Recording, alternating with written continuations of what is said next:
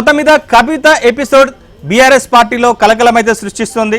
So తనలాంటి వ్యక్తికి అంటే కేసీఆర్ కుమార్తెనైన నాకే పార్టీలో ఇట్లాంటి పరిస్థితి ఉంటే తాను తన తండ్రికి రాసినటువంటి లేఖనే లీక్ చేసినటువంటి కోవర్టులుంటే ఇంకా సామాన్యుల పరిస్థితి ఏంటి అంటూ ఆమె చేసినటువంటి వ్యాఖ్యలు ఒక్కసారిగా బీఆర్ఎస్ నేతల్లో ఆందోళన అయితే రేపుతున్నాయి. సో మరోవైపు తన తండ్రి చుట్టూ దయ్యాలు ఉన్నాయంటూ ఆమె చేసేటువంటి వ్యాఖ్యలు అసలు ఎవరిని ఉద్దేశించి ఆమె ఆ వ్యాఖ్యలు చేశారన్న దాని మీద కూడా ఒకంత ఆసక్తిగా మారింది. సో దీనికి సంబంధించి రాజకీయ పార్టీలన్నీ రకరకాల విమర్శలు చేస్తున్నాయి, ఊహాగానాలు అయితే చేస్తున్నటువంటి పరిస్థితి కనిపిస్తుంది. సో మొత్తం మీద ఈ స్థాయిలో కవిత రియాక్ట్ అయిందంటే సో కవిత ఎంతగానో ఆమె పార్టీలో ఇబ్బంది పడి ఉంటుందనేటువంటి పరిస్థితి ఉంటుందనేది మనకు స్పష్టంగా అర్థమవుతుంది. సో ఆమెను అంతలా ఇబ్బంది పెట్టినటువంటి వాళ్ళు ఎవరు? సడన్ గా ఇప్పుడే ఆమె ఈ స్థాయిలో బ్లాస్ట్ కావాల్సినటువంటి అవసరం ఏంటి? కవిత కేసీఆర్ కుమార్తె కాబట్టి కేసీఆర్ ఆలోచనలు ఎట్లుంటాయి, కేసీఆర్ వ్యూహాలు ఎట్లుంటాయి, సో కేసీఆర్ నిర్ణయాలు ఎట్లుంటాయో కూడా కవితకు తెలుసు. సో ఇప్పుడు అంటే ఆమె చెప్పాల్సిందంతా కూడా ఓపెన్గా చెప్పేసింది. అసలు కవిత భవిష్యత్ కార్యాచరణ ఏంటి, ఆమె ఏ కార్యాచరణ రూపొందించుకొని ఈ వ్యాఖ్యలు చేశారన్న దాని మీద ఒక ఇంత సస్పెన్స్ అయితే కొనసాగుతోంది. మా ప్రతినిధి నరేష్ నారు కవిత నివాసం దగ్గర మాట్లాడదాం. సో నరేష్, కవిత నివాసం దగ్గర అసలు ఎట్లాంటి పరిస్థితి ఉంది? నిన్న మనకు ఆమె మీటింగ్లో చూసాం, అంటే ఆమె అమెరికా నుంచి శంషాబాద్ ఎయిర్పోర్ట్లో ల్యాండ్ అయిన తర్వాత బయటికి వస్తున్నటువంటి క్రమంలో సో ఎక్కడ కూడా గులాబీ జెండాలు లేవు, కేసీఆర్ బొమ్మలు లేవు, పార్టీ వర్కింగ్ ప్రెసిడెంట్గా ఉన్నటువంటి కేటీఆర్ బొమ్మలు లేవు, ఎక్కడ కూడా బీఆర్ఎస్ నినాదాలు లేవు. కేవలం కవితకు సంబంధించినటువంటి ఫొటోస్ మాత్రమే ఉన్నాయి. సీఎం సీఎం సీఎం అంటూ కవితను ఉద్దేశిస్తూ ఆమె అనుచరులు అక్కడికి వచ్చినటువంటి వాళ్ళు నినాదాలు చేసేటువంటి ఆ నినాదాలను కూడా మనం చూసాం. సో ఏంటి ఇప్పుడు కవిత యాక్షన్ ప్లాన్ ఏంటి? ఆమె ఏం ఆలోచిస్తుంది?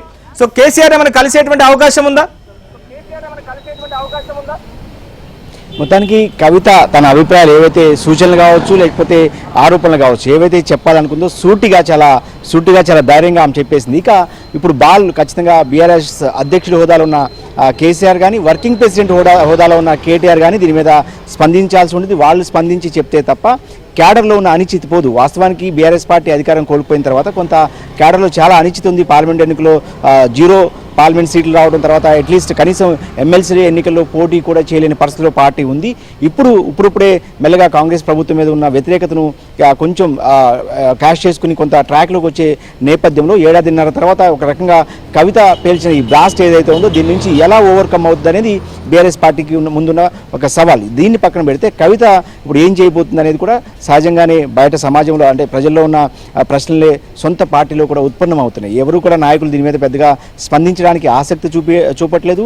చాలా కానీ నిశ్చితంగా పరిశీలిస్తున్నారు పార్టీలో ఏం జరుగుతుందనే అంశం. సో ఇప్పుడు కవితనే కేసీఆర్ కుమార్తె కవితనే ఇట్లాంటి వ్యాఖ్యలు చేసిందంటే పార్టీలో తనకు జరుగుతున్నటువంటి అన్యాయాన్ని ఆమె బహిరంగంగానే చెప్పేటువంటి ప్రయత్నం చేసిందంటే సో మిగిలిన నాయకులు కూడా అంటే చాలా మంది కూడా పార్టీలో ఉన్నటువంటి పరిస్థితులు కొంతమంది కోవట్లు అంటున్న కవిత చెప్పినట్టుగా కోవట్లో లేకుంటే దయ్యాలు లేకుంటే కేసీఆర్ని రీచ్ కాకుండా ఆపేటువంటి వ్యక్తులు ఉన్నారని చెప్పేసి ఆమె చెప్తుంది కదా. సో ఇప్పుడు మిగిలిన వాళ్ళంతా కూడా బయటికి వచ్చేటువంటి అవకాశాలు లేకపోలేదా? ఎందుకంటే చాలా మంది కూడా ఇప్పుడు కవిత చెప్పినటువంటి వ్యాఖ్యలనే వాళ్ళు చెప్పలేకపోతున్నారు అంటే పార్టీలో ఉన్నటువంటి పరిస్థితిని దృష్టిలో పెట్టుకొని. సో ఇప్పుడు వాళ్ళందరూ కూడా బయటికి వచ్చేటువంటి అవకాశాలు లేవా? ఖచ్చితంగా గతంలో ఆలయం నరేంద్ర కావచ్చు, మీరు చెప్పినట్టు విజయశాంతి కావచ్చు, వీళ్ళిద్దరూ కూడా ఎప్పుడైతే ధిక్కార స్వరం వినిపించారో వాళ్ళ పార్టీ నుంచి బయటకు పంపించే ప్రయత్నం జరిగింది.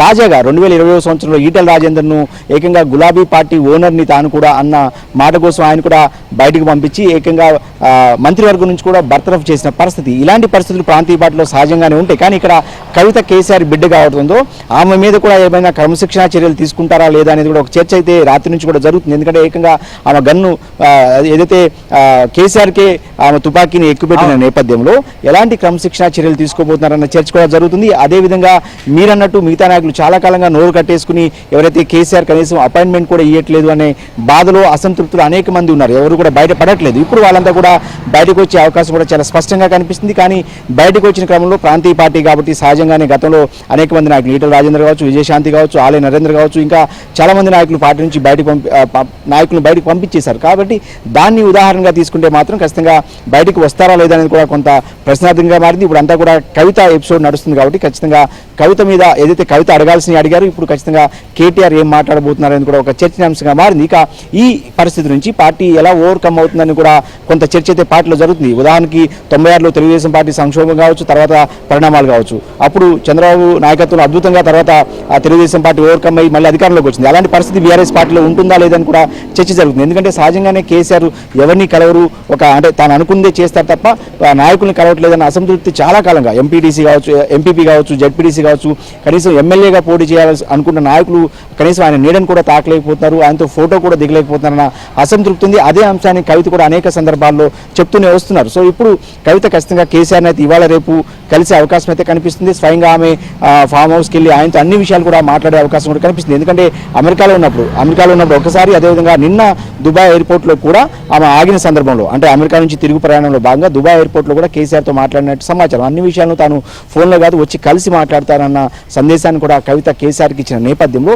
ఇక తాడోపేడో తేల్చుకోవడానికి కేసీఆర్ వద్దే ఆమె కూర్చోబోతున్నారు. ఇక ఒక మాట కూడా నిన్న కవిత అన్నారు, తాను ఖచ్చితంగా కేసీఆర్ నాయకత్వంలో పనిచేస్తాను, కేసీఆర్ నాయకత్వాన్ని తెలంగాణ సమాజం కోరుకుంటుంది, కేసీఆర్ నాయకత్వంలోనే తెలంగాణ అభివృద్ధి జరుగుతుంది అనేది కవిత చెప్తున్నమాట. అంటే ఇక్కడ ఒక మాటను కూడా ఉదాహరణగా తీసుకోవచ్చు. అంటే కేటీఆర్ నాయకత్వంలో పనిచేయడానికి తాను సిద్ధంగా లేనన్న సందేశాన్ని పంపించడంలో భాగంగానే ఇలా మాట్లాడి ఉంటారన్న అభిప్రాయం కూడా సొంత పార్టీలో